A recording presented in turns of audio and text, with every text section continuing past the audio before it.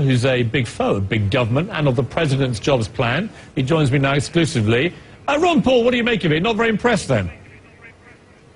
No, not too much. I'm certainly for the tax cuts, you know, the tax credits and the payroll cuts. I think that's fine, but this is more tinkering on the edges. I don't think it'll do a thing for the jobs. I think that capital resources have to be decided by individuals, not politicians and bureaucrats, because that's why we got into the trouble. There was too much of that for so long.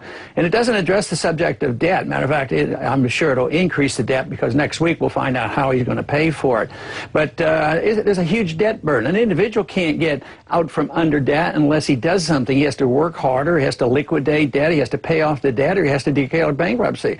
I think our biggest problem is this country doesn't want to admit we're bankrupt, and we have to have a changed way of living. I mean, we can't maintain our empire and the entitlement system as we are, and that's what our problem is. So this kind of stuff, another $400–500 billion, is just more of the same, and I cannot understand how people think, oh, by next summer we're going to have a lot of jobs. I just don't buy that.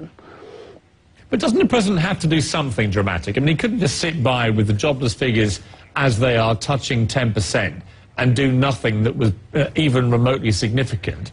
I mean, he has to come and do something to tackle this problem. And the country may not have much money, but he's still got to do something, hasn't he? Yeah, well, you know, I think you state the problem we have. I think that most everybody would agree. You're absolutely right. We have to do something. But, you know, 1921, the depression that came after the inflation for World War I, we did nothing, and it was over in a year. But in the Depression, well, we had to do something. Then the attitude was changed, and we accepted Keynesian economics. Everybody had to do something.